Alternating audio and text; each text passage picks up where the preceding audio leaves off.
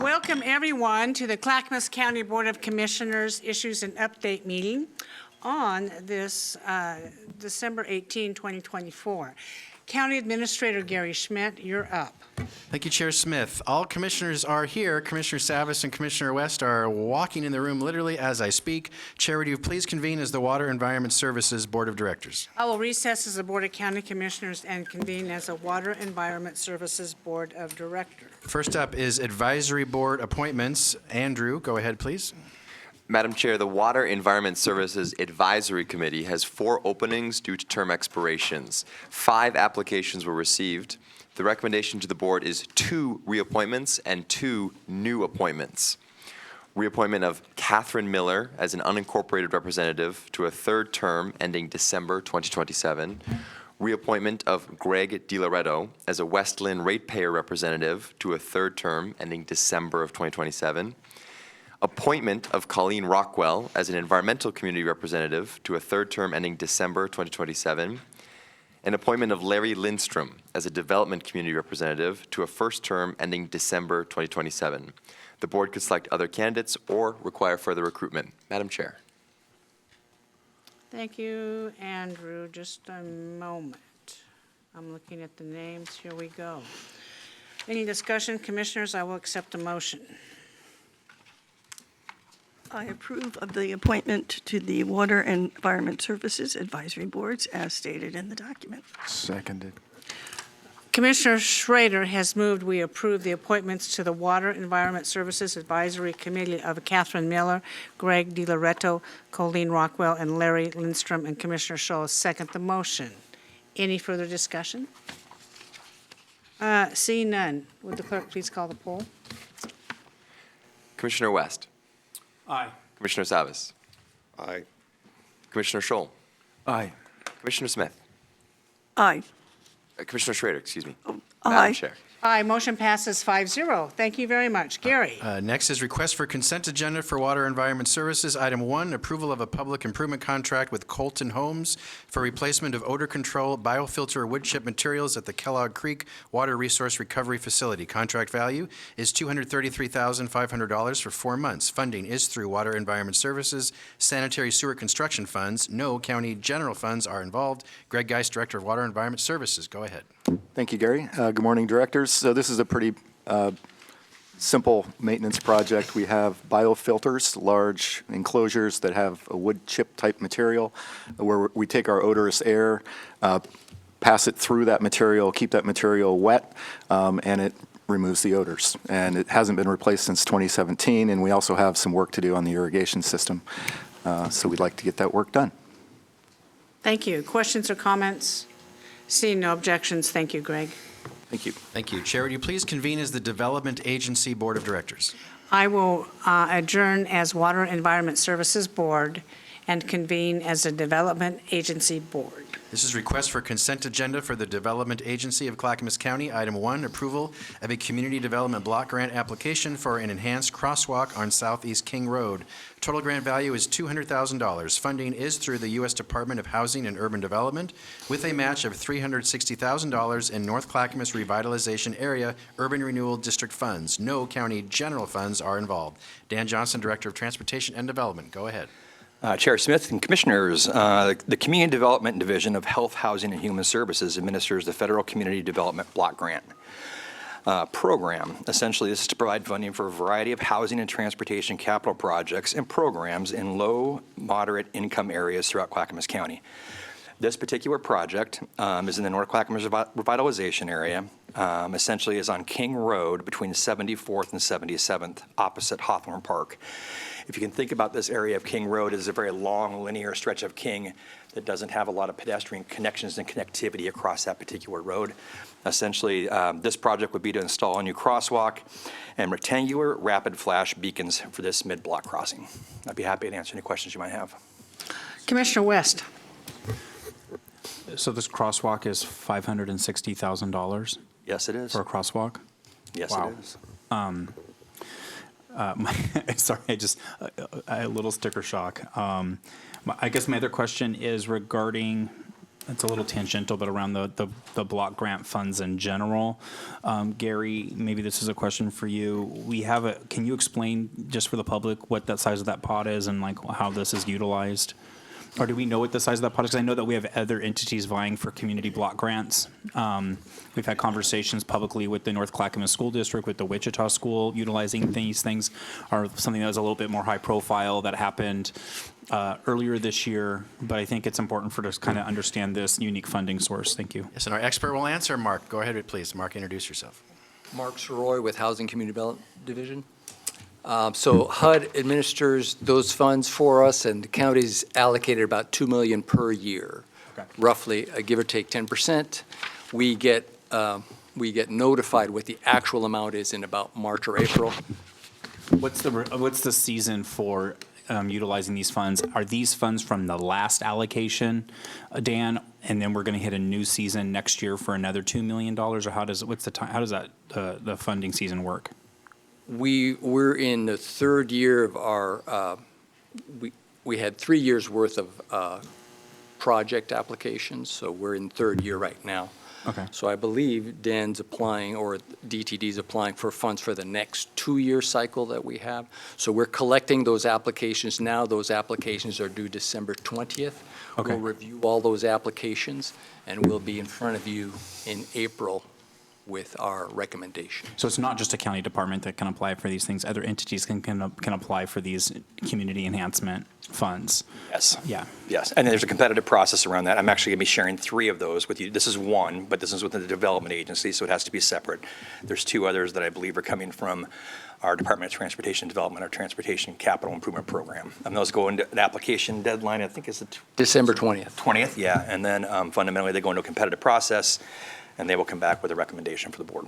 When will this infrastructure and this expensive crosswalk be completed, and why is it $560,000? So let me just clarify. This is not your standard little, hey, here, press a button, here's a crosswalk, walk across. It is a more active, more enhanced design that's specific to like mid-block crossings and high-volume crossings. And so it's not the one that you generally see, the simple, I don't want to say simple, I'm not sure. We'll take you out on a opportunity to go to signalization timing, but it's not your standard one that you see in an intersection. There's advanced notices and beacon lights, et cetera. That's why the cost is increased.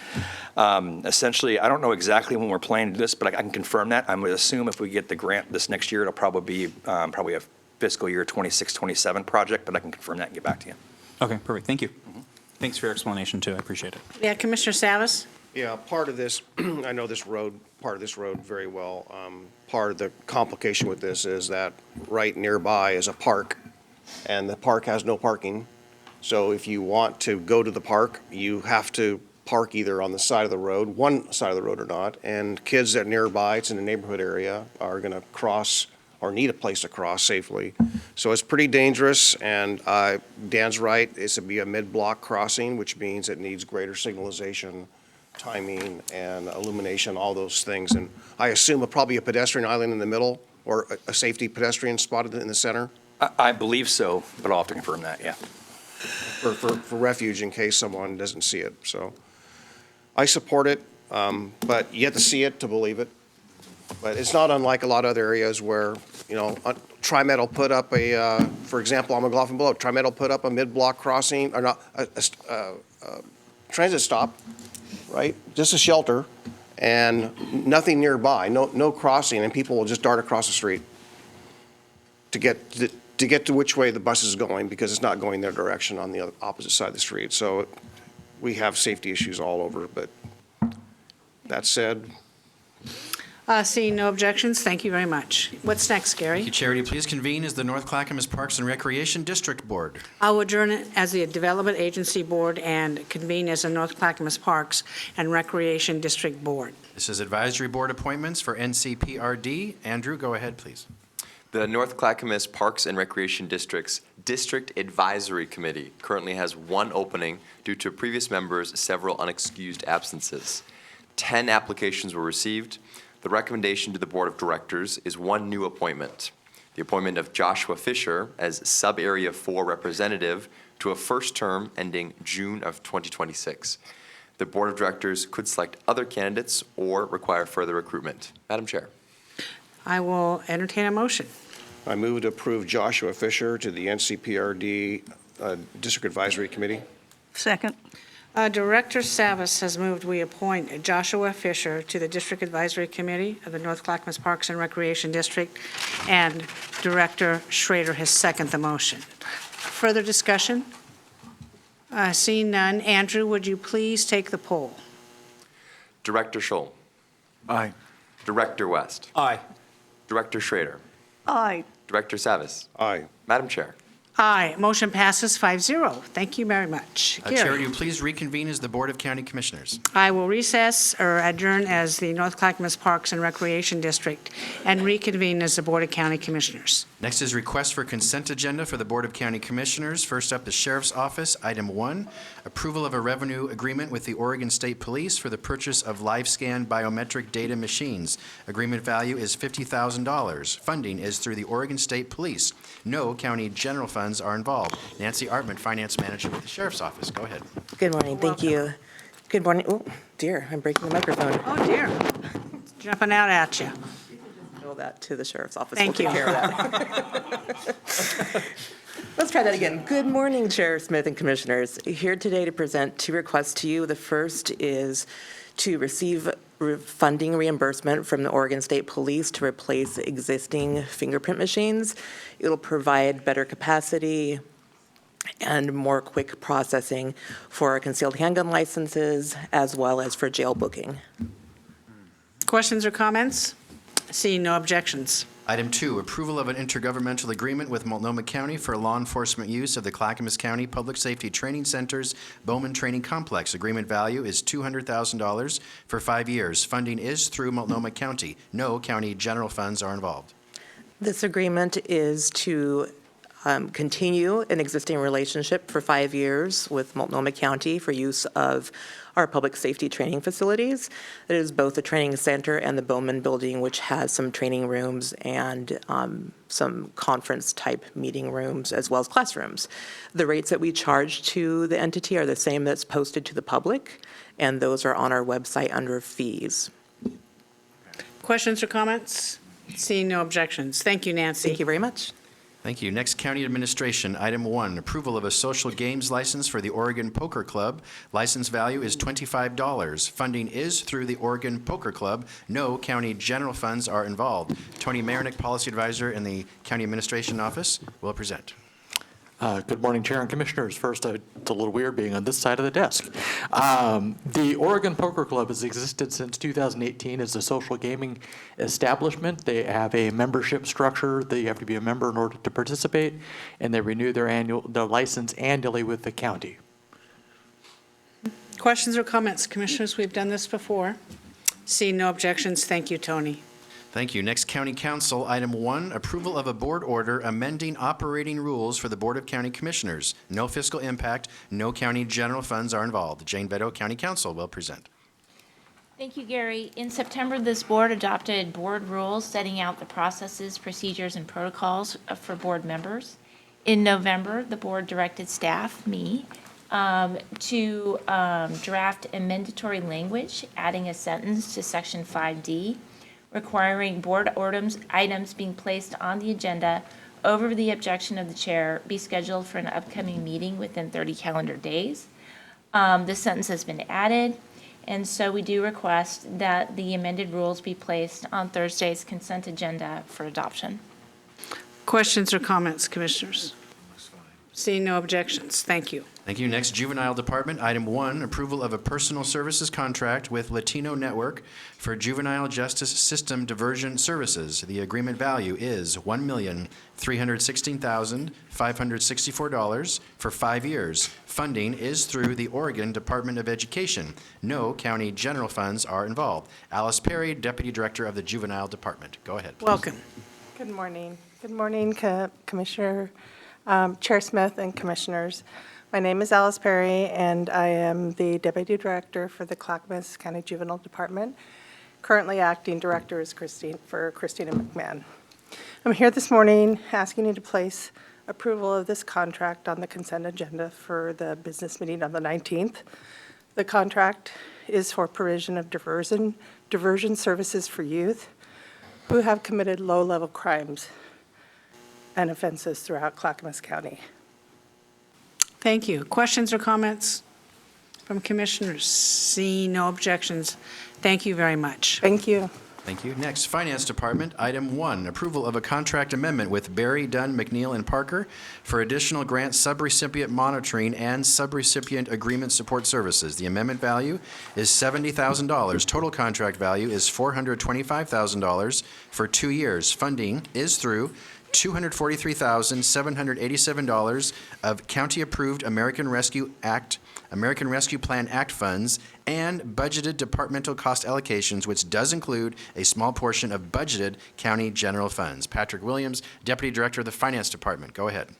Morning, Chair Smith. Good morning, Board. Today I'm in front of you asking for a $70,000 amendment for Berry Dunn, as Gary mentioned. Berry Dunn's been essential for the county in making sure that we've remained compliant with ARPA funding rules that constantly change, and making sure that the money that we're passing along to subrecipients, that they're doing what we expect of them, not only from a program point of view, but from a fiscal reporting point of view. This extra $70,000 is to help us pay them to continue to do this work as we have several months of ARPA spending still left. So I'm here respectfully asking for you to approve this amendment. Questions or comments? Seeing no objections. Thank Item you. 2, approval of a contract amendment with the North Santiam Paving for the Loop Road and Parking Lot F projects for the new county courthouse. Amendment value is $749,134.88. Total contract value is $4,894,734.88 for 16 months. Funding is through budgeted county general funds and is eligible for a 50% reimbursement from the Oregon Courthouse Capital Construction and Improvement Fund. Patrick is here, as well as Jeff Jorgensen, Facilities Director. Go ahead. Morning, Chair Smith, Commissioners. We come here requesting approval of Amendment 1 to this contract for the Loop Road and Parking Lot F project. We've had a total of 9 change orders from removing the old dog services building, electrical work that we found in the ground, delay and disruption when we had the contractor on for a period of time. Oregon City had not completed their reviews, so we had a delay and disruption in that. But total for the $749,000. If you have any questions, I can answer those. Questions or comments from the board? Seeing no objections, thank you. Thank you. Next, Technology Services, item 1, approval of a board order for a purchase order with Telecom Surplus Resources for fiber cable and other broadband expansion materials. Purchase order value is $152,010. Funding is through county-approved American Rescue Plan Act funds. No county general funds are involved. Lanu Parapilli, Director of Technology Services. Go ahead. Thank you, Gary. Good morning, Chair and Commissioners. Good morning. I'm here to request your approval for a purchase order with Telecom Surplus Resources, and this is to purchase construction materials for our broadband expansion using the ARPA funding. This is the final purchase of materials for our CBX ARPA broadband expansion, and this will carry us through the end of the calendar year 2026. Most of these going to be used on the major projects that we have going on, the Marmot Road and the South Cabanas. The total purchase order value is $152,010, and funding is through the board-approved ARPA funds. No county general funds are involved. Questions or comments? Seeing no objections to this. Item 2, approval of a board order for a purchase order with General Pacific for fiber cable and other broadband expansion materials. Purchase order value is $229,089.74. Funding is through county-approved American Rescue Plan Act funds. No county general funds are involved. This request is also for an approval of a purchase order, this time with General Pacific, for the purchase of construction materials like exterior wall boxes, conduits, walls, insulators, etc. This is also the final purchase, and this will carry us through the end of calendar year 2026. Again, most of these will be used in our major projects for Marmot Road and South Cabanas. Purchase order value is $229,089.74. Funding is through county-approved ARPA funds, and no general funds are involved. Questions or comments? Seeing no objections. Item 3, approval of an intergovernmental agreement with the City of Sandy for construction boring for the Colorado Road Project. Agreement value is $160,000 for 1 year. Funding is through county-approved American Rescue Plan Act funds. No county general funds are involved. This is for the approval of an IGA with City of Sandy for construction boring services for the Colorado Road Project. CBX is requesting SandyNet to provide assistance connecting the last 8 residential sites in the Colorado Road Project, and we are hoping they will provide us with the boring construction services. Agreement value is $160,000 per 1 year for 1 year. Funding is through the board-approved ARPA funds, and no county general funds are involved. Questions or comments? Seeing no objections. Item 4, approval of a board order for a purchase order with Carasoft Technology Corporation for county website hosting and other cloud services provided by Acquia. Total contract value is $201,812.76 for 3 years. Funding is through budgeted department cost allocations, which does include a small portion of budgeted county general funds. This is for the approval to purchase a 3-year subscription of Acquia's cloud platform through Carasoft, and this is to continue hosting Clackamas County's public-facing website. Due to Acquia's subscription model changing next year, which would have increased costs tremendously, we were able to negotiate an early renewal and also have a discounted price for the next 3 years. Additionally, we are also proposing to purchase a product called Monsido, which is a cloud platform that will make sure that we are in compliance with the accessibility and the compliance standards. The contract term is 3 years, total contract value $201,812.76, and funding is through departmental cost allocations. Questions or comments? Seeing no objections. Thank you. Thank you.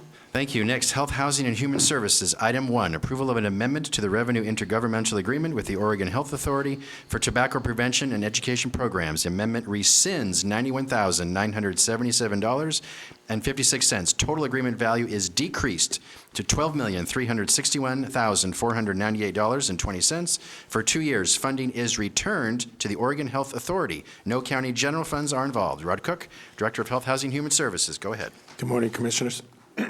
Whenever we talk about giving money back, it's a critical issue. So I'll start with this as a housekeeping measure. It's basically going to take money that was originally allocated for this fiscal year, and it's going to move it to the next fiscal year. So this is just a housekeeping piece. We're not losing any dollars overall. It's just shifting the dollars in our contract so we can spend it in next fiscal year.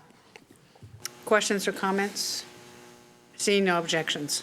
Item 2, approval of a personal services contract with Northwest Family Services for housing navigation, case management, and Gladstone Food Pantry funding. Agreement value is $684,997 for 6 months. Funding is through Supportive Housing Services Measure Funds. No county general funds are involved.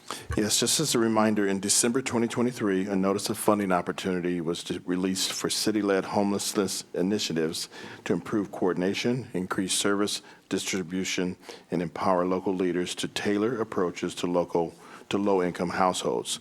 This is the second in a series of city-led initiatives we will present. Last week, you approved a similar agreement with the city of Wilsonville, and this agreement is with the city of Gladstone. Thank you. Questions or comments? Seeing no objections. Item 3, approval of an intergovernmental agreement with the City of Happy Valley for a homelessness liaison coordinator position.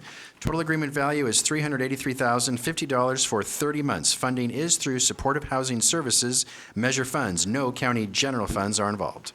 I'll give you a little bit more detail on this one. Similar to the previous item, this agreement is part of the city-led initiative with the City of Happy Valley focused on 2 key elements. First, the agency's HEART program will hire a city homeless liaison coordinator who will serve as a consistent point of contact for individuals experiencing homelessness, providing ongoing support, connecting them to vital services, and advocating for their needs within the community. Second, you'll have a coordinator who will utilize the flexible program funds to cover eligible expenses for the HEART program, offering immediate relief through emergency shelter, transportation, and care packages that include food, clothing, and other essential items to stabilize those facing homelessness. Questions or comments? Seeing no objections. Item 4, approval of a federal subrecipient agreement with Micro Enterprise Services of Oregon for bilingual technical assistance to low-income micro business owners. Agreement value is $82,300 for 9 months. Funding is through the U.S. Department of Housing and Urban Development. No county general funds are involved. Yes, this funding will assist 30 low to moderate income entrepreneurs during the program year to support economic development and ensure sustainable growth. They basically provide technical assistance, say food vendors and those type of people, to get their books in order, to look at their funding processes for the future. So that's what this is funding for. Questions or comments? Seeing no objections. Item 5, approval of an amendment to a contract with Clackamas Service Center for food access, rent assistance, and eviction prevention services in Milwaukee. Amendment value is $450,000 for 6 months. Total contract value is $1,225,501.47 for 32 months. Funding is through Supportive Housing Services Measure Funds. No county general funds are involved. Yes, this amendment aims to formalize and expand the scope of the HEART program by ensuring the provision of customized food boxes, rental assistance, and supportive services to Milwaukee residents. The amendment outlines the specific goals of serving 29 households per month with a target of 175 households over a 6-month period, offering home delivery of food for those unable to access the service center. Questions or comments? Seeing no objections. Item 6, approval of an intergovernmental agreement with the City of Lake Oswego for behavioral health, case management, and food pantry services. Total agreement value is $840,000 for 30 months. Funding is through Supportive Housing Services Measure Funds. No county general funds are involved. Yes, as the administrator mentioned, this agreement is part of a city-led initiative and is with the City of Lake Oswego to enhance community support through 2 critical components: strengthening local food pantry operations and expanding behavioral health services. Questions or comments? Seeing no objections. Item 7, approval of a change order to a public improvement contract with ASA Construction for the Clackamas Village project. Change order value is $362,085.66 for 4 months. Total contract value is increased to $3,700,627.22 for 1 year. Funding is through Supportive Housing Services Measure Funds. No county general funds are involved. And I know the board cares about change orders, so I'll Yes, give you a little we bit more do. information here. The original agreement was for the construction of Clackamas Village, a transitional housing village aimed at providing people experiencing homelessness with safe and supportive housing. This involved the construction of 13 modular buildings, including residential, office, kitchen, and bathroom modules, totaling 24 housing units. Change orders 1 and 2 covered extra costs for design improvements in addressing neighbor concerns about the site's perimeter fencing. Enhancements included added lighting, hedges along the north fence for a more welcoming appearance, a generator hookup for power outages, and temporary security cameras during the construction. Change order number 3 will provide additional funding to cover modifications for fire and safety codes and unforeseen site conditions. This includes adjustments to the driveway and turnaround area for emergency vehicle access, redesigning the driveway, landscaping, and rain gardens for fire safety, and removing significant river rock on the on-site to level and stabilize the ground. This basically, we brought this up last week in another conversation, but that's what the change order is about. Okay, Commissioner West. Thank you, Rod. Just trying to get an example about the mitigation for the businesses around there. I heard shrubbery, some fire mitigation with rain, gardens. I know we specifically talked about fencing. I don't know if that's part of it. There was, I believe, just a significant fencing upgrade needed. And then what's the relationship like after we have agreed to fund these mitigation factors with that partner, that business? Okay, I'm going to bring Adam up. He's intimately involved with this project. Brown, Deputy Director of Health, Housing, and Human Services, and he can talk to you specifically. But I know the fence was part of it. And I've heard driveway. I've heard a lot of these other things. Can you continue to Thank you, that Adam. picture from Introduce Adam. yourself, please. Yeah, thank you. Good morning, Commissioners. Adam Brown, Deputy Director, Health, Housing, and Human Services. So, yeah, we want this, our investment in this property to be an improvement in that area. And we've been working really closely with the trust company next door. That's where we share the I believe it's the northern boundary of the site. It's a pretty extensive length. So we worked with them on the type of fencing that we wanted there. We, you know, they use that property to stack up their the lumber that they're storing to build trusses. So we came to terms on the type of fence we were going to put in.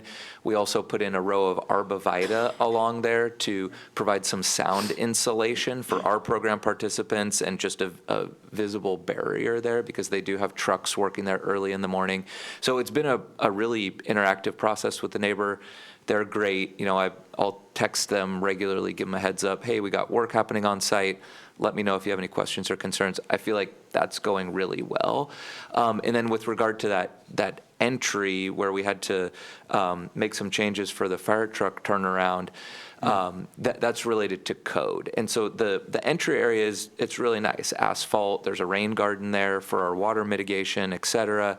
But the original design didn't make room for the fire truck turnaround in the way that the fire chief wanted. So we had them out on site. We talked about it with them. We talked about it with our partners in DTD as far as the code, and we had to make some amendments to that. But overall, this is going to be a beautiful site, and I think an improvement to the neighborhood. So does that fire truck turnaround also impact the Veterans Village next door? And that wasn't required prior, and is it kind of triggered because of population increase over there? I think it's triggered related to the scale of the investments that we're making there. This is more built infrastructure than we have at the Veterans Village. Okay. But we know that this is going to create a disparity in terms of the amenities on each site. And actually tomorrow, as part of a policy session, we're going to bring to you a proposed investment and some improvements at Veterans Village as well to further kind of support the county's investments in these two sites. Really quick, wasn't there a couple very on the fence line or in that area, very large kind of heritage type trees?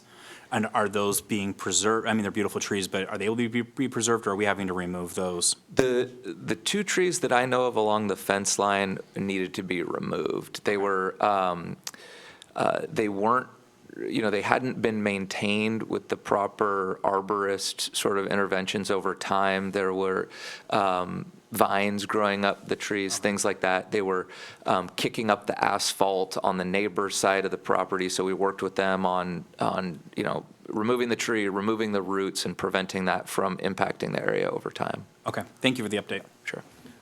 Seeing no objections. Thank you very much. Item 8, approval of a revenue grant agreement with CARE Oregon for behavioral health services. Total agreement value is $2,892,546 for 1 year. Funding is through the Oregon Health Plan. No county general funds are involved. This is an annual renewal of the Behavioral Health Delegation Agreement with CARE Oregon. This agreement outlines the delivery of essential behavioral health services across multiple levels of care, focused on supporting intensive care coordination for adults and children in higher levels of care, e.g. Oregon State Hospital, residential treatment, substance use disorder care coordination, and choice services for adults with severe mental illness. Questions or comments? Seeing no objections. Item 9, approval of an amendment to a contract with Trio Community Meals for congregate and home-delivered meals to older adults. Amendment value is $197,907.12 for 5 months. Total contract value is $2,288,457.12 for 5 years. Funding is through the Oregon Department of Human Services. No county general funds are involved. This agreement with Trio Community Meals provides funded meals through the county's older adult nutrition program, offering congregate and home-delivered meals serving seniors in Estacada, Gladstone, Molalla, Oregon City, and Sandy, addressing nutritional needs and reducing isolation, especially for homebound individuals. Questions or comments? Just one. Uh-huh. No mention of the one in North Clackamas, Milwaukee, the senior center there, is there, it's called a community center, but essentially the same thing. Is there another funding stream for that that's separate, or is this also eligible? I don't know. I'll have to come back to if they have their own service or if there's another provider providing the meals there.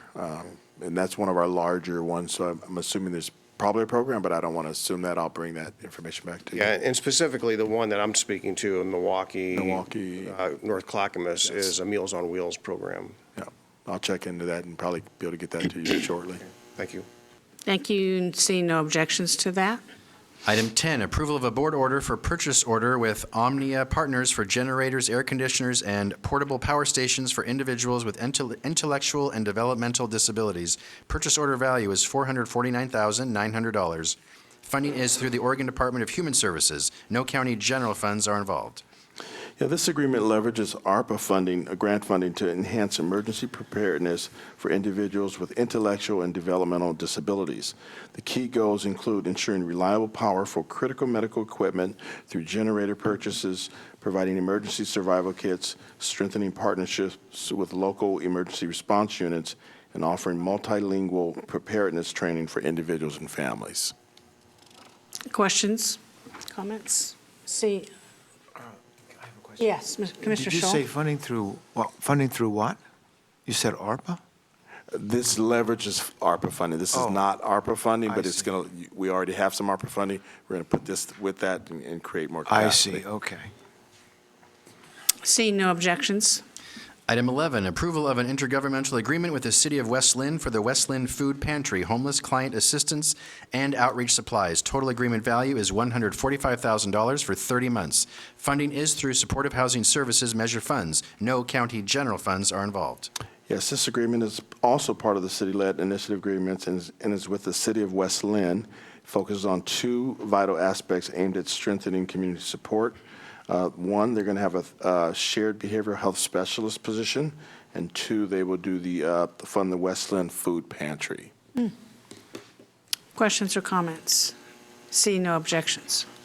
Thank you. Next, Public and Government Affairs. Item 1, approval of an amendment to a contract with IZZO for on-call support to county departmental community engagement initiatives.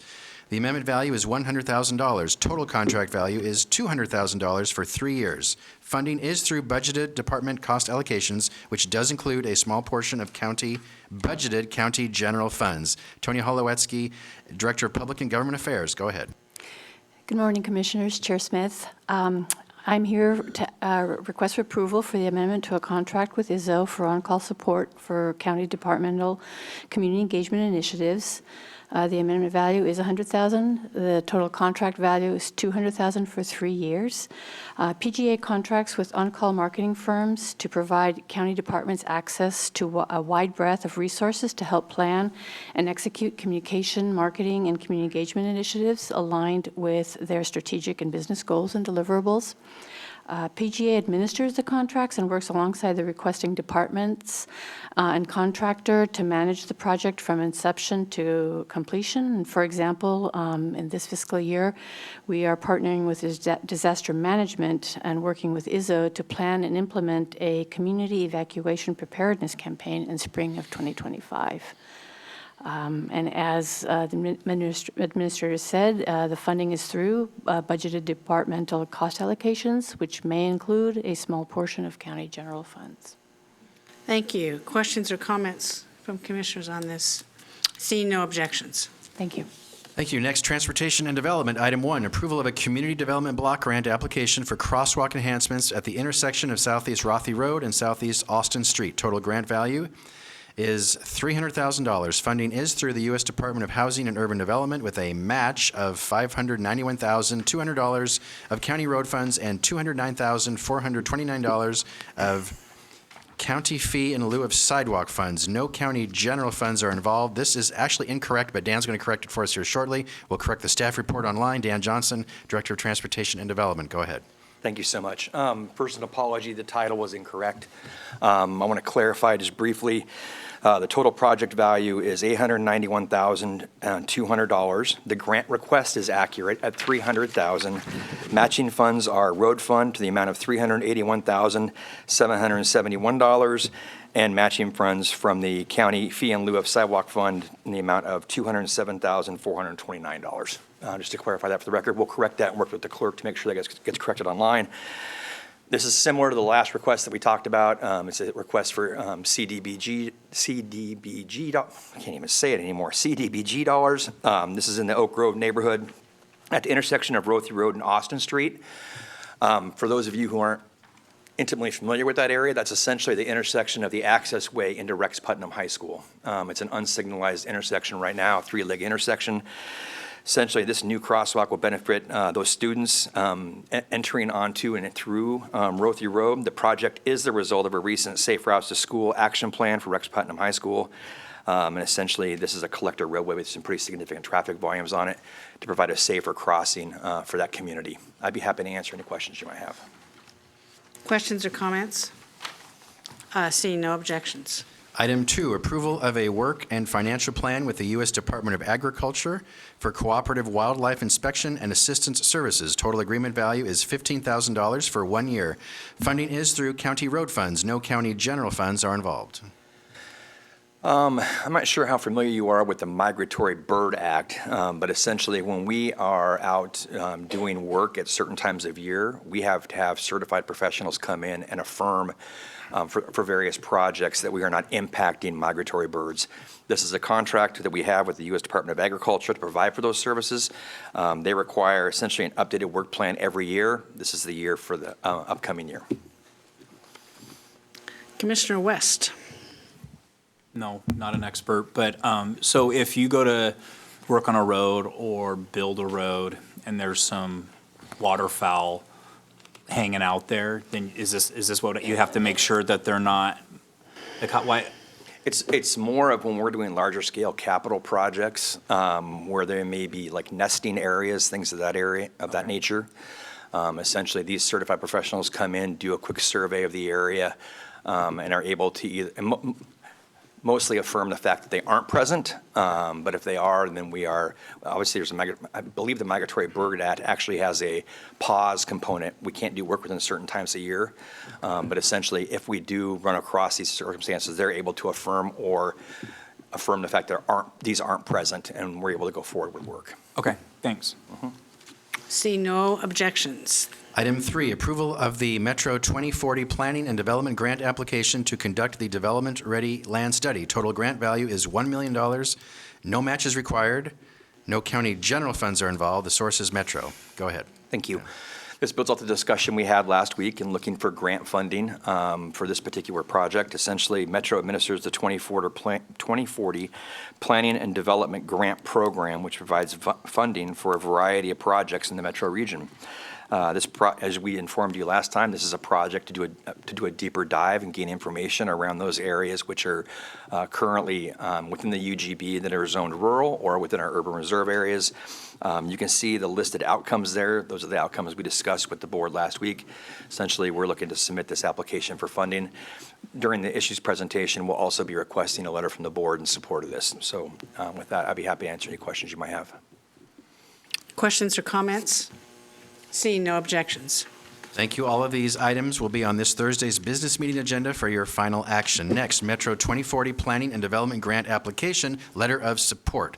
Dan, you just alluded to that. Now we're going to do the letter. There's a draft in your packet. Correct. There's a draft in your packet. Essentially, with any letter we request for board authorization to put forward, this letter is to Metro on behalf of Clackamas County for the 2040 Planning and Development Grant we just discussed for the Development Ready Land Strategy. I'd be happy to answer any questions you might have. Questions or comments from commissioners? Commissioner Savas. Yeah, so Dan, just a moment ago on the previous item, you mentioned urban reserves and rural areas. Is that what you meant to say? Rural areas in the UGB. It's not rural reserves, it's rural areas in the BGB. So, for So- example, that's like areas out by the area formerly known as, well, it's known as Damascus, and those areas that are out there, that would kind of fall into that category. Okay, so how about like Rock Creek Junction, which has a lot of rural aspects to it? Well, it's a designation, so it's either got to be within the UGB, number one, but undeveloped, or two, it's got to be in an urban reserve area. In that specific area, I'd have to come back and look and see if it falls into that. Well, you know, the area between Rock Creek Junction and 172nd is Yes, farmland it would on fall both into that. sides. It would fall into that area. Okay, all right, thank you. Any other questions or comments about this letter going forward? We have a motion, please, to approve. I will accept a motion. I move to approve the 2040 Planning and Development Grant Development Ready Land Study letter as presented. Second. Commissioner Scholl has moved to approve the 2040 Planning and Development Grant Letter to Metro, and Commissioner Schrader has seconded the motion. Further discussion? Seeing none, Andrew, please take the poll. Commissioner West. Aye. Commissioner Savas. Aye. Commissioner Schrader. Aye. Commissioner Scholl. Aye. Madam Chair. Aye, motion passes 5-0. Thank you, Commissioners. Gary, what's next? Thank you. Next, American Rescue Plan Act funds for the Recovery Center. Nancy Bush, County Operating Officer, will present. There's a memo in your packet. Welcome, Nancy. Good morning, Commissioners. So you've seen ARP in front of you quite a bit the last few weeks. As I mentioned about 2 weeks ago, we're trying to make sure everything is trued up. We're trying to make sure everything gets into a contract or obligated according to the U.S. Treasury. So as we've been going through this process, we have found some things came in less expensive than we thought they were going to. We have contracts, there's some dollars that may be left on. We have a program who isn't going to be able to spend all of their dollars and can get it obligated. So I'm here today to talk about those dollars and where we'd like to put them, because we have to put them someplace quickly, because they have to be put somewhere and obligated by December 31st. So in the packet, it mentions around $300,000. That's what it was whenever I wrote the memo. Now it's we think around $650,000. Wow. Yeah. So staff is recommending that we put this toward the Recovery Center, because we can make that purchase. We can offset some of the other funding that was going to go toward that purchase, so that can be used for something else. So we would like to just, whatever's remaining, that we'll put into the Recovery Center purchase. I like that idea. I would be hesitant about moving any of the current funds out in anticipation of this, because it is a construction project on a very, very old property. Once we start digging into it, it's going to be like the courthouse. There's going to be this buried underground. Oh, we didn't know that. We should assume there's lots of stuff buried underground since it's an old school, and this could be used up quickly on that. Thank you. Commissioner West. Quick correction. I know we say this all the time, and I'm going to, we're making a campus, not a center. Center's one building. So Thank you. for the record, is a recovery campus model.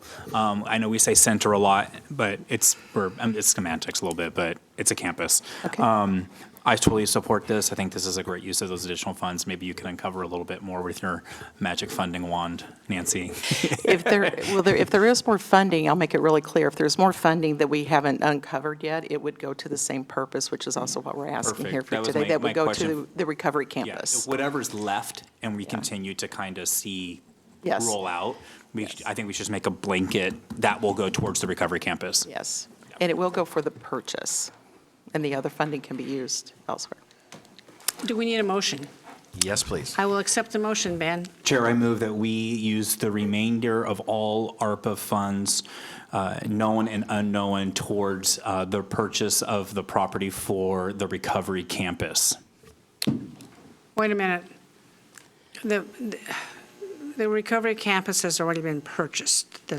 I think you should rephrase your motion, not say purchase of the property, but say, That's what it says in the recommendation. Yeah, that's what it says. So the purchase has not been completed yet. oh, I see, okay. So that's how, yeah, am I right with how I read it? I'm sorry. You are Yeah, correct. okay, then Yes, my sir. motion is Yes, what I sir. said. You're Second. correct. I beg your pardon on that. Okay, Commissioner West has moved to approve the ARPA remaining dollars that are unspent to the Recovery Center campus for the property purchase, and Commissioner Savas has seconded that motion. Any further discussion? Seeing none, would the clerk please take the poll? Commissioner Scholl. Aye. Commissioner Schrader. Aye. Commissioner Savas. Aye. Commissioner West. Aye. Madam Chair. Aye, motion passes 5-0. Thank you very much. Thank you. Thank you. Next is an item that is not listed that I'm adding at the chair's approval. That is, Board Commissioners, you are on a 2-week recess starting this Friday, and you have been working with our collective bargaining units to finalize collective bargaining agreements by the end of this calendar year, December 31st, 2024.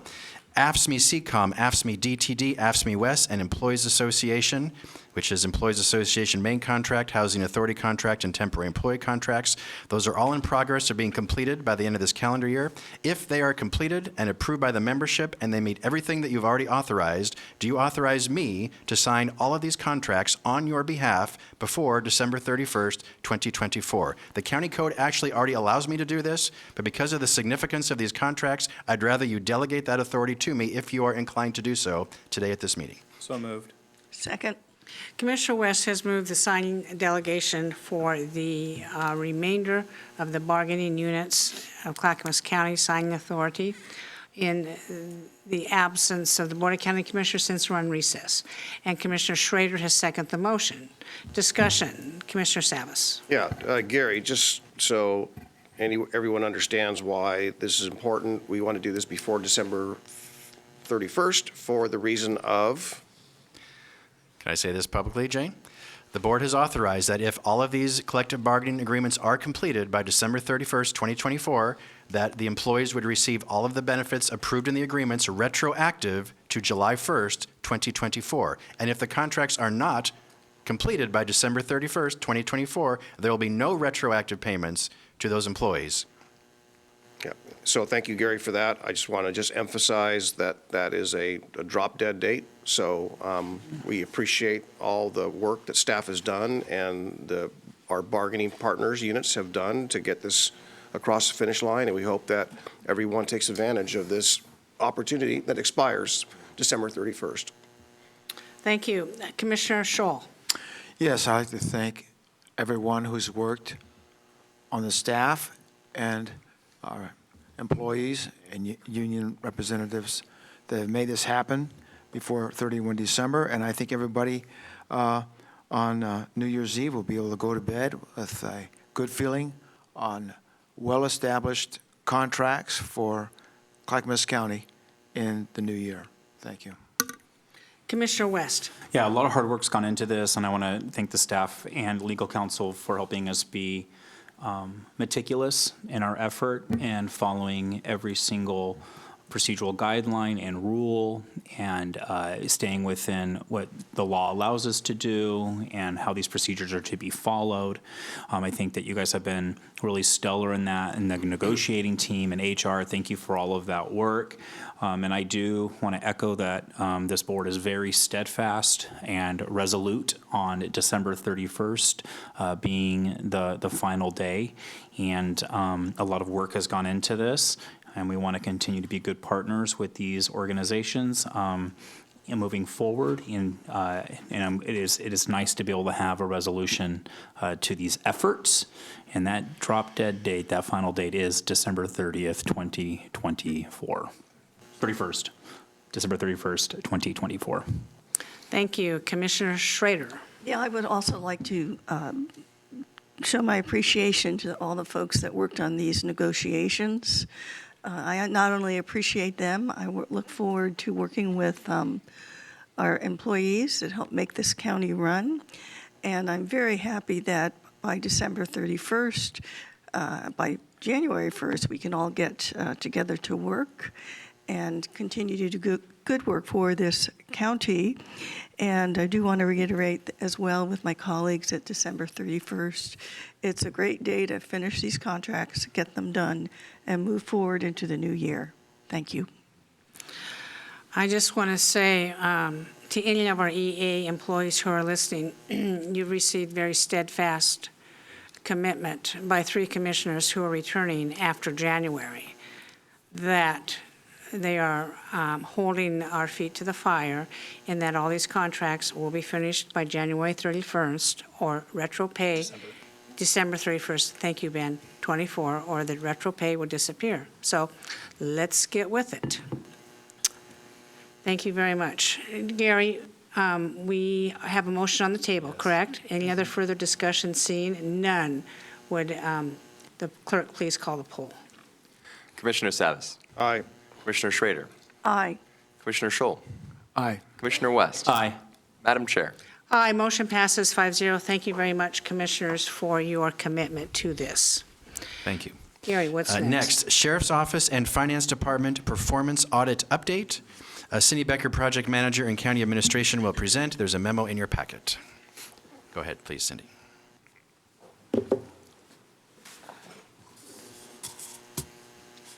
Welcome. Welcome. Thank you. Good morning, Commissioners and Chair and County Administrator and County Council and Andrew.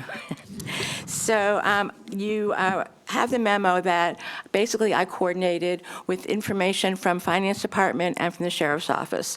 And what I did was go through each of the items in the Moss Adams Performance Audit Report, what the recommendation was, and what the status is and the response to those.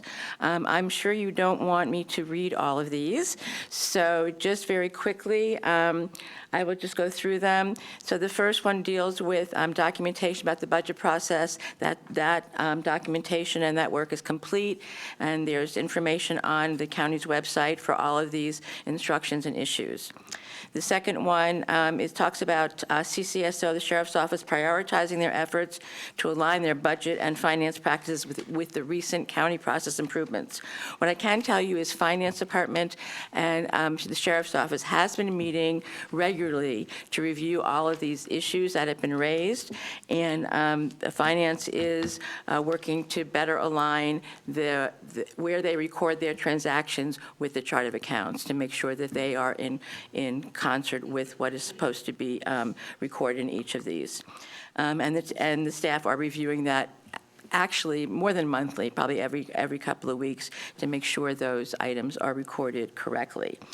The second item deals with indirect cost allocation plan for allocating the cost of the levy and the ELED. So this deals with the indirect costs primarily in the Sheriff's Office administration and the distribution of those costs and those charges to the levy and to the ELED.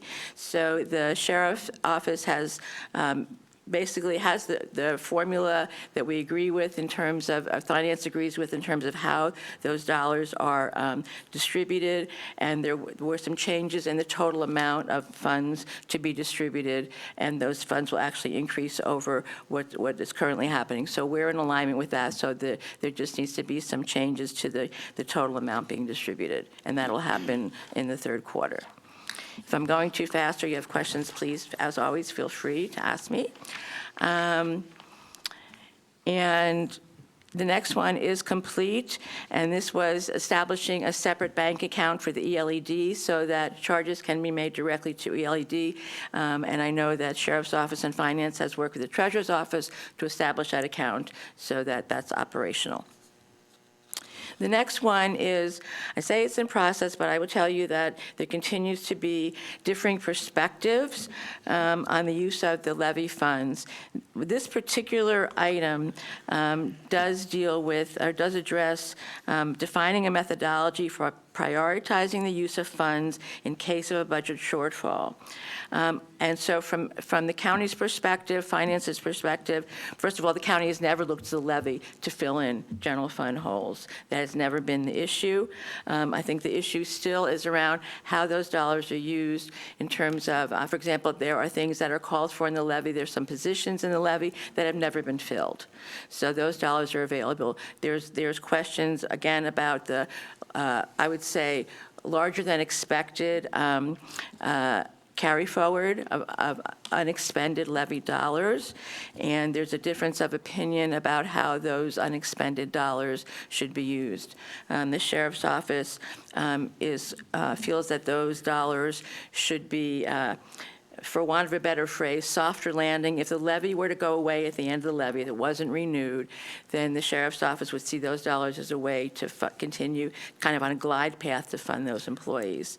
County and Finance's belief is that those funds were never anticipated to be used in such a way, and so there's a difference of opinion about dollars being held in reserve and how those dollars held in reserve can and should be utilized. The one thing that the Sheriff's Office and Finance does agree about is what a fully loaded position is. You know, a couple of years ago, we had back and forth of what's included in a position. So the fully loaded position, everything that goes into that has been agreed to by both parties. So this is I would say it's a work in progress, but I'm not sure that we've made much progress, to be honest, because the perceptions and perspectives are still pretty much the same as they have been around use of the levy dollars. Questions? I think we do. Thank you for your presentation. Okay. Commissioner West. So I'm going to be frank.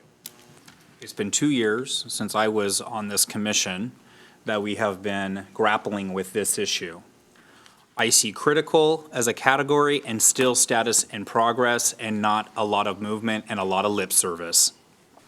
I think it's very clear to me that kicking and screaming, the sheriff's office has been asked to collaborate with the public money to figure out what's going on here with the budget, but the lack of movement and the persistent feet dragging and being entrenched in actually being compliant with the public audit to make sure we are being the best stewards possible of the public funds is unacceptable to me. I don't see it any other way. This is not the report I expected to see. There's very few completes. They're not on the critical issues, and the critical issues continue to be outstanding. It sounds like there's a lot of meetings going on. I have no idea what's being said in those meetings or what's happening, but I got to tell you, as a taxpayer and as a representative of those taxpayers in this community, I'm very, very concerned with the lack of compliance to a very clear audit that put out our deficiencies and where we needed to be better and our lack of effort to be better. We demand high standards in Clackamas County, and I don't feel like those standards are being met, and I feel like a lot of lip service is happening, and I don't have a lot more patience for it. I don't know where we go from here, Gary, but I'm not okay with the status update. I don't know how my board feels, but that's how I feel about it. I would agree with you, Commissioner West. We have other commissioners in the queue. Commissioner Scholl. Yes, good morning. Thank you, Cindy, for that information. My question is, the next budget cycle begins in February, when I think county administrator will begin to look at what we're going to put together for the next fiscal year. And is there, can you shed any light on the potential plan for resolving the question about the use of levy dollars before we get into the budget cycle? Is that something that we can, is there a plan we can come up to resolve this before? I'll answer this. So it's not going to complicate the budget cycle for. Yep. The use of the levy dollars is a political policy decision. It is not a legal decision. And the Board of County Commissioners is responsible for every penny of Clackamas County money, including levies, taxes, fees, fines, et cetera. The sheriff has an important role in this as well, but this really is between the sheriff and the board to have, I suggest a public discussion over it, and then you come to a conclusion, because it's been ongoing for quite a while, yes. Okay, thank you. Commissioner Savas. Yeah. So I'm looking for some positives. Can Gary or Cindy share some positives? I mean, maybe just emphasize them. I know you covered some of that, and I read the report, so, but I mean, beyond what's in the report, are there, for example, how is the department doing on, I wish someone was here from the sheriff's office, first of all, let me just say that, but I just wonder how we're doing on hiring for the positions that, all the positions, including the levy. I'll start on the positive. So, I mean, this has been a very collaborative process, I believe, between the sheriff's staff and the finance staff. Almost everything on this list is done. Almost everything is done. That's a great accomplishment, actually. There's a few key ones that are not, but there's a lot of completes here on this list. And that would not have happened without the Budget Committee making this a serious effort for our staff. So I think that is a positive effort. Okay, so I just wondered if my colleague, Commissioner West, was reading in process as no progress, when it sounds like there is progress. Well, yes. Okay. So the other thing I want to just speak to a little bit is, the levy is very clear when we put something to the voters in general that what we put on there, what the Board of County Commissioners in this case put on there, is what we promise will be done. And we control, in this case, the purse strings to make sure those funds are available to do what's in the levy. So I think that's what we have our limited responsibility. It's also up to the sheriff's office in this case to take those steps to do that. So it's a partnership. And not unlike Metro and the Supportive Housing Services, where they made a promise that in 10 years they're going to solve the homeless crisis, and here's what we're paying for, here's what you're going to pay for, here's what we're going to deliver, right? Not dissimilar to that, except we are not Metro, so we did not put that on the ballot. But that is a promise to the citizens. So I just want to make sure that, this is an even kind of an approach. My question is this. Let's just say hypothetically that something happens and only half of what was promised in the levy is possible. Forget why. Let's just say it's not possible.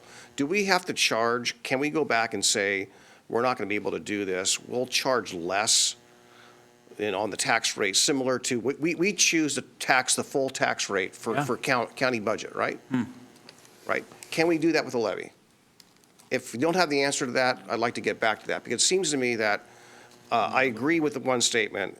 There's nothing in the levy that says this is a savings account for an undetermined amount of money. I mean, reserves is responsible. We have a reserves policy, right? We have all those things in place to make sure that in the event of a crisis, there's a means to do this. But one thing I do know about, I feel pretty confident about, is that, if this goes back on the ballot for renewal in the future at the same tax rate, our citizens strongly believe in all the principles of public safety. So I never had an instance that I'm aware of in which the voters said no on continuing the funding, but they want the performance. They want to see the performance. So the question, again, my question is, on a levy unique to the county tax rate, do we have the ability to reduce the amount if there is something that happens out there where it says we can't fulfill this, as opposed to just taking the money? I think, Commissioner, we'll have to research that. We don't have the answer offhand. I think a couple of things, if I could, in terms of the positive. As Gary said, we have been collaborative. All the ones that are in process, except for the one about critical item number, I can't even see it. 8, which is kind of at a stalemate. The other ones, we've been working cooperatively with the Sheriff's Office, and it's just a question of timing of getting this information put together. And I don't think anyone is concerned about those happening. And so the issue with the levy is they are receiving more revenue than they projected, and then they have vacancies that have gone unfilled, positions that have gone unfilled. So that combination of both of those, under expended and over revenue, is what's resulting in the large amount of funds that are being held. Well, this is more, again, I'm going to be really, really careful in saying that I feel somewhat, in hindsight, I feel somewhat responsible for the fact that, I'm aware that we have had difficulty filling positions in a number of areas, but for deputies, it's been a challenge, right? So it's not been money. We've always had the funds to do it. We simply have not had the ability to hire. So at what point do you go to the voters for renewal and say, if you never fill the positions, and say, we want more money to fill positions, but we can't do it?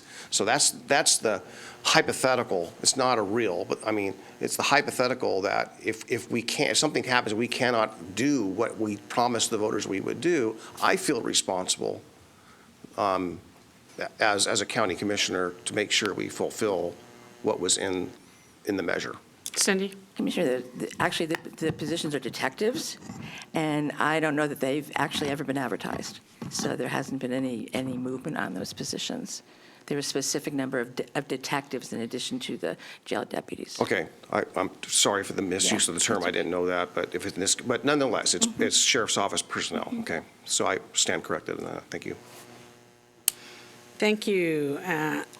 Commissioner Schrader? So if I'm understanding this correctly, then what the issue really is that the sheriff's office is using this more as a reserve fund as opposed to actually putting money into the area that it was allocated to geographically. Is that correct? Is that a correct assumption? I'm just trying to clarify this because for me, at least being here for a while, the levy was always supposed to help that particular service area, and that's why people voted for it. It's not supposed to be, is there a firewall? I think you're thinking of the ELED. Pardon me? I think you're thinking about the Yeah, ELED. right. That's not the issue Oh, at okay. all. This is all around the levy, which is around but mostly, around jail deputies and detectives and other positions at the sheriff's office, not the ELED. Okay, so I just wanted to clarify that that's the real issue. And so in your mind then, what is the biggest hurdle going forward with this? I think there's a very different perception on what the levy is to be used for, when it's to be used, and how it's to be used. And I guess my other question is, when we look at the GAO accounting practices that are professional accounting practices that we are obligated to stick to, is this following that methodology or not? Commissioner, yes, it does not have to do with the accounting practices. Okay. It's when positions are filled with levy dollars versus general fund dollars. Right. The levy dollars are, they're not viewed the same way. Okay, thank you. Commissioner West? I don't feel like these are all created equal, even though some are in process and some are complete. Some are much more urgent and problematic than others. And so we're comparing apples and oranges a little bit. I still, in process, I think that I would have liked to see a little more completes than in process, to be honest. Even if we are moving forward, I'm appreciative of the progress and the positives. Is it fair to say that it would be a stretch to believe that when the taxpayers voted for this levy, that they voted for a sheriff to have a limitless savings account? Commissioner, I'm sure that's a rhetorical question. It is. I don't see that in the levy. I don't know if my fellow commissioners see that in the levy, that the sheriff gets this limitless, I don't know if it's a slush fund, I don't know if it's a savings account, I don't know what you want to call it, but taxpayers are paying for specific things to be filled and they've never even been posted. Why are the taxpayers continuing to fund this levy if it's not going towards the intended purpose of the levy? We are a law and order county. We respect law enforcement immensely. We believe it should be fully funded and fully supported. And we know that that is incredibly hard work and very, very challenging. And it takes unique professionals to be able to deliver that work. But we're not even advertising those positions. And I don't think this county, if you could read the tea leaves, it'd be pretty safe to say this county is not going to stop the levy if it's being utilized for the purposes that it's intended to be used for. We have over and over and over again, by overwhelming majority, bipartisan support for law enforcement in Clackamas. Our culture is clear here. And so I don't know what the next step is. I mean, Commissioner's obviously making a really smart point there where, if we're not getting what we paid for, why are we continuing to pay it? And what should the levy actually really be? And how much of a levy /reserve fund does the sheriff actually need? And what is the taxpayer getting for those dollars? Yeah, I'm taking a little bit more practical approach here, so I just want to say that I understand your concerns. Mine really is about the responsibility to the voters. I would say that ELED and the levy were approved on the ballot with specific instructions and purpose, right? So those are really clear. And that's that is what I always feel. I don't care if it's the Parks District, I don't care what it is. Library District, for example, but there again, there's also constraints with those because that's a fixed rate for the Parks District or the Library District. And same thing with LED, it's a fixed rate and costs are outweighing or they're raising faster than the revenue. Yeah, expenses are raising faster than the revenue. So that's causing some compression, peril, if you will. But in this case, with regard to the levy, that's a recent promise. So that's almost an affirmation that yes, it's important. Yes, do this. Yes, do this. So there again, if we can't fill the positions, it's a responsibility. Come next round, Right. We still have unfilled positions. Then why are we asking to fill positions if we never filled them in the first place? Or the bigger question is, why aren't we actively working to fill them, and what's the evidence of that we're being stewards of the tax dollars as directed by the taxpayer? And I don't see that evidence either, and why the lack of ability to work with the county to make sure those dollars go where they need to go is still an unanswered question. And if I remember correctly, I believe it was a unanimous support by the Budget Committee, which is made up of citizens and people, and a few of those people on the Budget Committee are actually tied to first-hand responders and law enforcement and know what they're talking about. We have we have quite a well-informed, experienced Budget Committee. And so we all kind of came as representing the citizenry and those dollars, and I think gave with third-party evidence about, so it wasn't coming from a place of bias from the Board of County, our political place. We had third-party evidence from this audit giving this additional suggestion, and for whatever reason, we're still talking about this 2 years later. I don't know where we go from here is my concern, like what's the action that the board can take? And we can obviously are concerned about this, and we've expressed that today, Commissioner Savas, but I don't know what that next legitimate step is with this information, but it's still equally concerning as it was last budget cycle. I have not made a comment on this yet. So this is what it boils down to. When citizens in Clackamas County that rely on these services call because they have experienced crime or a break-in in their homes or businesses, or there's a traffic accident, or there is somebody in peril, they expect law enforcement to respond in a timely manner. That's what this is about. I get complaints all the time. Man, it took me 2 hours or 3 hours the next day before I got out in rural Clackamas County. And so the sheriff came to us and said, oh, I need more money.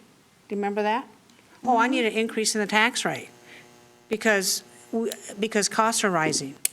Also in our deliberations, our labor deliberations with the POA, we also allowed, if commissioners will remember, a sweeter package to attract people to Clackamas County for their hiring.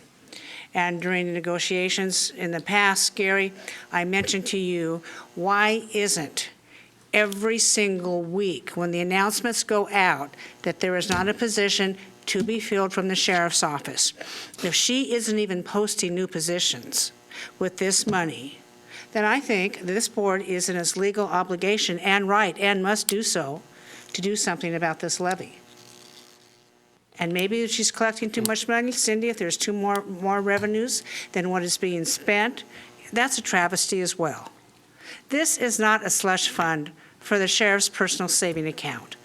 It is to be used to put patrols on Clackamas County streets, to make our county safe, to be responsible to the citizens whom they serve who pay this tax. Gary, do you have any ideas? I suggest that the board invite the sheriff to have a public work session to discuss this publicly together, and then you give me direction before I put together the proposed budget in February.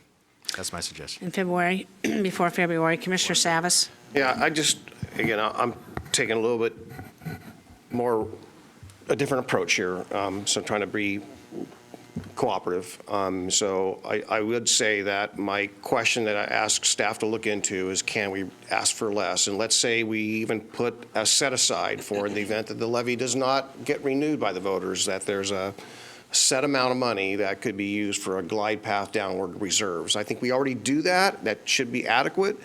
Because it could go, if it fails one cycle, you can still put it back on the ballot again, and that's happened before with other jurisdictions. So I'm okay with that. That's a reasonable responsibility, but I don't think it's, again, is being responsible in an effort to the taxpayers knowing how difficult times are, that can we reduce it if we're over collecting, and essentially. I think that's really the question. I just want to look into it to see if it's a possibility. That's the purpose of my question. Are we Thank you. instructing staff to look into that? Jane, you're the legal person who will probably be leading this effort. Is that something that is doable? Yes. Yes, okay. Thank you. And that's up to the next board to take this up on this. Thank you very much for coming forward and giving us an update on this. It's quite troubling.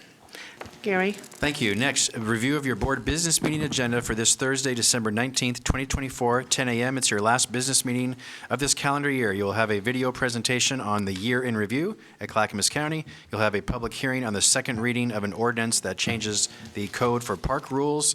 You'll have the considerable consent agenda list from today. If you have any questions on any of these items, please let me know prior to Thursday, and staff and I will answer it for you. The final item for issues is Commissioner Communications, and you have a policy session yet today as well. Okay. Commissioners, I'm going to ask to take a 5-minute break before we continue on. You can decide on Commissioner Communication, but actually we've been going quite long today. Maybe we want to consider moving straight to the policy session. Is that okay? Yes. I'll pass on communications and go straight to the policy I would session. recommend we pass on communications, but we're going to take a 5-minute break and come back at 5 minutes to the hour. Thank you.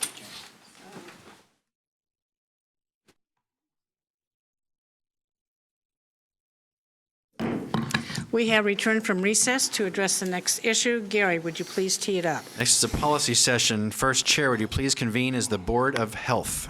I will recess as the Board of County Commissioners and convene as the Board of Health. Meeting as the Board of Health for Clackamas County. This is American Medical Response, AMR, contract update. Staff from Health, Housing, Human Services, Public Health will present. Rod Cook, the Director of Health, Housing, Human Services. Denise Swanson, Deputy Director of Health, Housing, Human Services. Go ahead, please. Good afternoon, Commissioners. This policy session is for the Board of County Commissioners to receive an update on performance-based contract negotiations for ambulance services with American Medical Response Northwest and seek board direction on the next steps. H3S leadership met with representatives from American Medical Response AMR Northwest on November 27th and December 5th, 2024, to negotiate a new performance-based ambulance services contract between AMR Northwest and Clackamas County, as directed by the BCC at the policy session on November 26th. Deputy Director Denise Swanson has been intimately involved in the negotiations, so I'm going to turn the mic over to her. Welcome, Denise. Thanks, Rod. Thank you. Denise Swanson, Deputy Director, H3S. Good morning. So I'm going to just go through, we have on the policy session document some of the items that have been probably the main items for discussion with the new performance-based contract, and then we can get more in-depth. So first is the patient rates. Right now, AMR is proposing a change in the rates, which go up about 5.5% annually. That is the cap. That is what it's capped at. Our rate is around $1,676. AMR is proposing a significant increase that will be about 35% in the beginning of the contract, and then 25% at 6 months, and 20% in year 2. So we can talk a little bit more in depth about what that means in a moment. That's probably our most significant issue that we're a little bit stuck on. Other things of interest were an agreement on secure transport, which AMR already does for us, which will now be formalized in the new performance-based contract if we get to that, as well as nurse navigation, which we started in July, would continue on as well. Hospital wall time exceptions. This is when the ambulance is waiting at the hospital for the patient to be unloaded. AMR is asking that we don't count those in their performance time. We're agreeable to that. They would like to move from a letter of credit to a bond. We're also agreeable to this. We'd like to move the way that we do client satisfaction surveys and use a QR code. We're also agreeable to that as long as we're getting client satisfaction surveys. Audited financials, AMR requested to rescind this requirement, and we declined that and said we insist on audited financials for the good of our job to protect the public dollar. And then fire department supply reimbursement. Currently, we reimburse for any supplies that were used by the fire department. AMR reimburses them. They would like to move to a one-to-one utilization model. So basically a replacement for anything that was utilized. And then finally, probably our second one that we've had quite a bit of discussion about is the River Safety Program and the Wilderness Safety Program, otherwise known as Reach and Treat, and our lifeguard at High Rocks. AMR would like to discontinue these services. It was part of their original proposal in 2014 during the RFP process, and they would like to take it out of the contract. Now, regarding the patient rates, I just want to return to that, and then we can talk. Currently, rates, as I said, were $1,676. If the rates go up at the rate that AMR is requesting, we would be looking at around $3,500 instead of $1,676 within 2 years. Both Washington and Multnomah counties are within about $100 of our rate, so Multnomah is the highest at $1,744, and Washington's just a few dollars difference than ours. This is AMR's main revenue source, so they feel like this is extremely important for them to continue to do business in a viable way in the community. So I'll stop with that and take any questions. Thank you for that. Before I left my position as chair, I was very hopeful that we would ink this contract with AMR going forward to give stability, medical stability to our emergency services in this county. However, that's not going to be possible. As I was total in shock, as the staff was, how they came forward with a huge increase that was really unanticipated and shocking. You know, you can call it an 80% increase, you can call it 90, you can call it 100, whatever you want. But the patient rates go from $1,676 to about $3,500.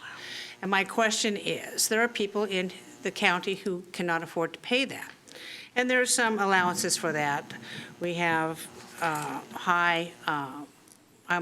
we do have a substantial amount of Medicaid and Medicare patients in Clackamas County because people come to Clackamas County to retire. We also are country county where it takes longer in some cases to make as much runs to be as profitable to do this. AMR is a for-profit company, and they seek to make a big profit in Clackamas County.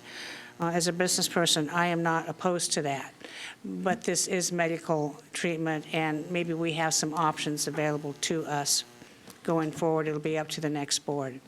Also, my concern is, let's say we were to grant AMR this huge increase. Does that mean the insurance companies are going to automatically say, okay, we'll sign the check and pay for it, like many insurance companies are paying what the current rate is? For them to say, okay, we're going to all of a sudden pay for this new rate, I don't know. And there are some insurances that don't pay a lot to begin with. So that's a big concern of mine too, leaving some money out there that people are responsible for just for their emergency care. And it's very, very alarming to me going forward on this. We are in a current extension. And the reason for the extension, because AMR has accrued millions of dollars in fines over the last several years. And this board has been very generous in how we have dealt with those fines. Unlike other counties, we have not been punitive. We've tried to work our way through the workforce issue of saying, gee, AMR, would you like to have some more scholarships to bring more paramedics on board?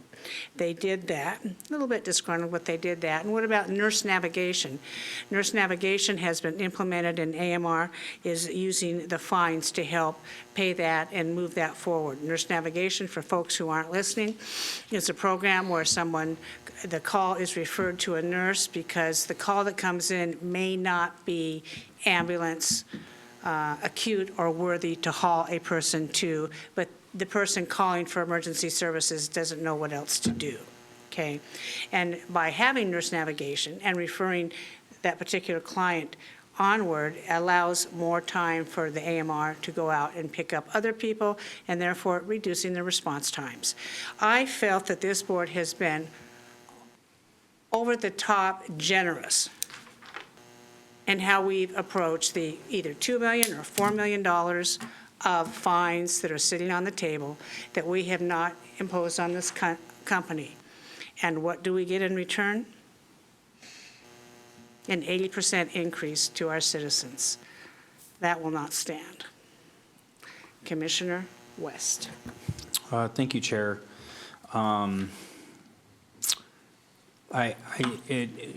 the last year or so, working with this on the board, it felt like that we were trying to be very innovative and collaborative with AMR, and try to have a relationship that was exemplary in a way that they maybe weren't having with other large counties in the region, seeing them as an essential asset and partner. I've told AMR that I personally felt kind of blindsided by how these contract negotiations have now escalated with this type of increase to the ratepayer. I'm not quite sure why that maybe happened or not, but that's hard to take when you have a trusted, long-time relationship with an organization. I hope that we can continue to build on that relationship. That's the goal, at least for me as a commissioner. I hope that this board moving forward tries to find that pathway. I am curious. I have a couple questions on an informational sheet that we have. One of those is we talk about how the rate is really similar to Washington County. I think our populations in some ways are similar in Washington County, even though they're a little larger population than us. It's $1,600-$1,700-ish to be able to have an ambulance ride. I feel like that maybe has been a static cost for a while. That seems about like, in recent memory, for as long as I can remember, the rides being around that much in the metro area, from someone that's had to utilize it personally and someone that is a healthcare provider.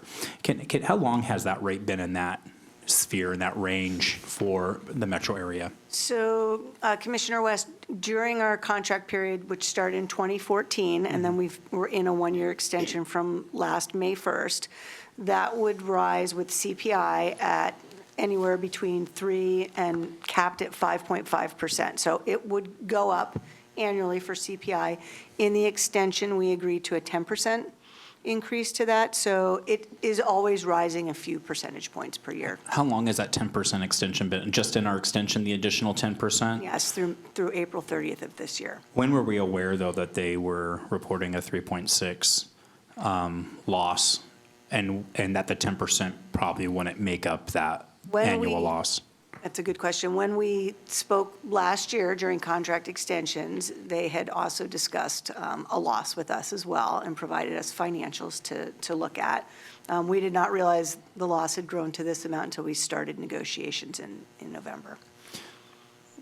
Did they understand the loss was this? I'm just understanding, how did we not know until now, and we have until April that the current extension ends? So how do we get to this point at the 11th hour that we're this much in the red? I think it's because we just started the contract negotiations, frankly. Okay. So over the last year, they have also already been increasing. They had an increase of 10%, is that right? 10% that started on May 1st and carries us through the contract period, which ends April 30th. So one of my big questions is like when I deal with, I think Chair Smith, you alluded to this, there's lots of different buckets of money that pay different rates for different services. Medicaid, Medicare, they have reimbursement. This is what you get reimbursed, period, right? And this is what it is. Take it, or you have to do it. Then you have what often has to make up the slack is private insurance. They have to pay a lot higher rates for those essential services within healthcare. And then you have guys like my best friend that lives next door, who's a small business owner, who has to buy on the private market, who owns his own business, and he has to pay exorbitant monthly costs for his family, along with an insanely high deductible. And he's the type of guy, though, that we keep asking to shell out more money to hold the system afloat, all while bad policy continues to hurt him and his life every single day. So when my buddy is, we're sitting in the backyard having a beer, and he said, and he gets wind of this, or if his family has to do this, and he gets this exorbitant bill, is he the one that's going to have to get the bill that doesn't meet his deductible of $4,000? I mean, who pays what, and what bucket do these people belong into, and what's the real impact to real neighbors of ours? Isn't clear. I want to know how that impacts my buddy, how that impacts somebody that has Cadillac insurance, like an employee like in Clackamas County, or maybe they work for Kaiser Hospital and they have really great insurance in a large organization through a large employer. Maybe it's the small business owner that lives down the street from me. And then how is the grandma that is on Medicaid, or the person, or the single mom on OHP, how does this impact them also? That's not clear to me. It's hard to make a decision on rates when I don't understand the impact to my community. And I have a big gap there in my understanding. We've talked about that. And that's ultimately who I care about at the end of the day, is like, what's the overall good for the community and the gap that I see there. I don't know how this is going to go forward. I'm not ready to necessarily make a decision today because this is all very fresh and new. I don't know how the rest of the board feels, but I hope we can get beyond feeling shocked and blindsided and figure out how to move forward. Commissioner Scholl. Yes, good morning. Can you explain the benefit to Clackamas County and perhaps the benefit to AMR Northwest on the discussion item for change of transition from the letter of credit to a bond? Oh, boy. Tell me, again, how's that change going to benefit Clackamas County and the bottom line on the cost of this, and will it have a positive effect on future contracts with AMR Northwest? I'm going to have to come If you don't back know to the you. answer, we can get the answer later on. And I agree with Commissioner West. There's a lot of moving parts here. And I had discussions with some senior citizens about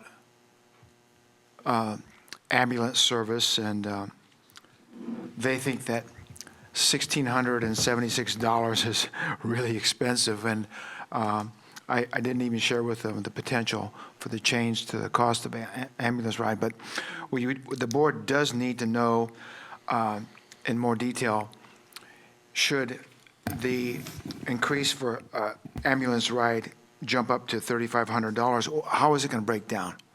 How is it going to break down? What's the cost going to be to Mrs. Jones, who needs a ride to the hospital? What's the impact on AMR Northwest? Are they going to take a greater loss or potential increase in their profits? These are very important. The bottom line is, I think we do need more time on this and more information, but I can assure you that the board is very concerned about making sure that whatever agreement we come up with an ambulance provider is going to provide timely service to the people of Clackamas County and at a cost that we can afford. Thank you. Commissioner Savas. Yeah, well, first of all, I want to say that being a commissioner for a long time, I remember when the rates were substantially less than $1,676. I certainly am not blind to the fact that costs have risen everywhere in every aspect of our world and life. So, AMR as a business is not insulated from all the inflationary impacts. So I do understand the inflationary aspects of that as they occur. But, when you do the math here and you compound the requested rate increases, it's over 100%. So it's mathematically. So what might look like 85 or 80% with a 5% minimum increase is substantially more than a 100% increase when you compound that. So, maybe it's just simpler to say, why are we breaking it down in 6 months increments? Is it just for appearances or what? I just want to understand mathematically what that's about. And if I'm not mistaken, it was February of last year that Washington County and AMR engaged in an agreement. I don't know if that's when the contract was signed or not, But I guess I really asked the question knowing that their rates are similar to our rates, you know, around that figure. What's changed in 12 months or so, or a year and a half? What's changed to where, you know, that rate, unless there's something built into the Washington County contract. So I should probably endeavor into reading that contract to kind of better understand it. I assume it's a public contract, just to see what measures are in there. I'm not adverse to looking at the financial realities. I want to keep our cooperation and collaboration together. I mean, yeah, I just want to just make sure we're working together collaboratively, and there is a lot of moving parts to this. I agree with my colleagues, and I look forward to next year, which is just around the corner, it's a few weeks away, working on understanding all these and coming up with something that's mutually beneficial. At the end of the day, we have to remind ourselves, I think you already know this, I've heard it already, you know, Commissioner, so I'm not saying that you're not recognizing it, but whether it's the performance-based aspects of being able to respond in an emergency, and that ability, fulfilling that aspect of what we currently have in place, as well as the ongoing requirements. So when people call 911, they've got that emergency care that they need. So I want to just thank our staff. I want to thank all the AMR staff that are out there on the street today doing all the work and making sure that we're giving the people the emergency care that they need. And I look forward to working cooperatively and coming up to a mutually agreeable place with emergency services in Clackamas County. Commissioner Schrader. Yeah, I just have a clarifying question here. So contracts with Multnomah and Washington have already been finished and done, and we are now still negotiating, and our rates would be significantly higher at this point in time than what those two negotiated. Is that correct? Correct. Okay, and we have been the county that has, as Chair Smith has said, has done nurse navigation, didn't find, provided scholarships for people to enter into the field, because we were told that was the main issue that folks were, that they were facing. So, yeah, I'm extremely disappointed that this has happened, and I've been through numerous ambulance contracts. They're generally not very fun. I thought this one might be finished and done by the end of the year, but I think given under the circumstances, the deference to my two colleagues who won't be with us, I think that we need to still take a closer look at this and see what we can do with the needs of our ratepayers at the top of the list. Thank you. Thank you. Who's next? Ben is. Ben, go ahead. It is, I think that the public should know that the new contract is also about doing less, but AMR gets more money. Yeah. But to be fair, that sounds pretty inflammatory, that statement alone, but to be fair, the reach and treat, the river rescue, and all of those specialty type of outreaches, they might get only a handful of calls a year, but it could be hundreds of thousands of dollars to have those services be delivered. So, but the truth is that there are services that are being asked to be scaled back, while also exorbitantly increasing the cost to the ratepayer. So I think that that's somehow grappling with that reality the public needs to be aware of that also. I know AMR offers a very robust compassionate care. I hope I'm using that term correctly about the program they have. So, am I right? Compassion Care Fund. Compassion Care Fund. It's very underutilized, but there are resources to help people pay for the increase in the rate.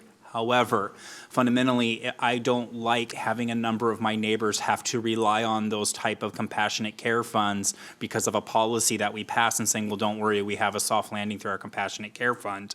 Also, to me, people want the dignity to pay their own bills and to be able to have to be fair and reasonable. And so I don't think that though I'm glad we have it, I don't know if that's the overall solution.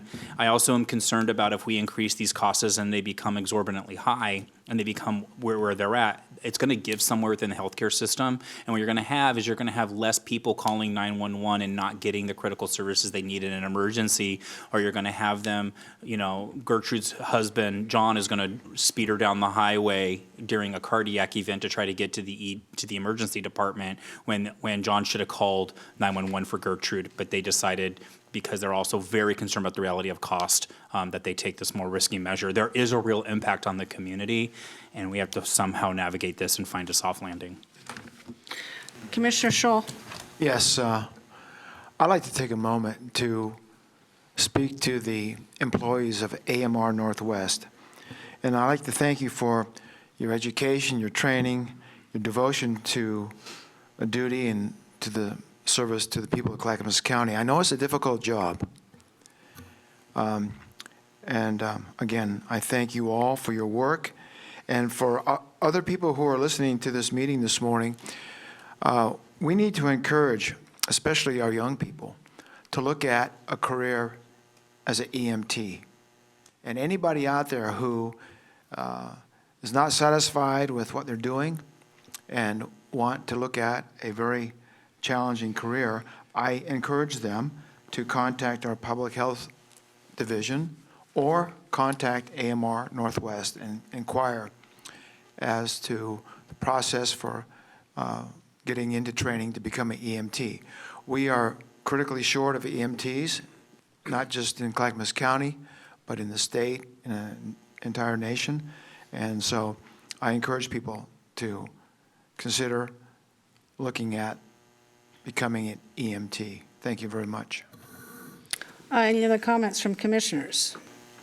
Commissioners, I don't know what you want to do. There's some options listed. I don't know if you want to give staff direction today, what to do in the next year. It's up to you. Chair, I have some requests for information that. That's fine. Go ahead, Commissioner Salas. I have submitted earlier, so I just wanted to say that, we're going to continue to negotiate. So, what is the appropriate motion that we're requesting here today? Well, I would like to see this board consider all options. They haven't been exactly quantified or clarified today. All options going forward of delivering the best possible care for Clackamas County residents and with a cost point that is doable. And I don't like being held hostage to an ambulance company who thinks they have a monopoly in Clackamas County or the state of Oregon. That's not the proper way to do medical business, especially in an emergency situation. So there are options out there. And I think you know what they are. I would bring them forward to this board when the appropriate time is right. The current contract extension expires in April with a 3-month extension. I can't imagine AMR wanting to extend that at the current rate, but they might. They just might open up their hearts and say that's okay while we get to a landing point that's doable. So there are some very hard decisions that need to be made going forward. And I think we need to at least give staff some time to research that information as you bring this up right away after the first of the year, because you can't delay on this. I mean, in 4 months, you're looking at 4 months after recess. So, Gary, any directions? I think staff has directions to come back to you with more options in January. Okay, I'm fine with that. Thank you, commissioners, for your comments on this particular topic. Staff, thank you for all your work on this. It's been a lot of work, I know. Gary, anything else? That is it for today, Chair. See no further business before this Board of County Commissioners. We are adjourned.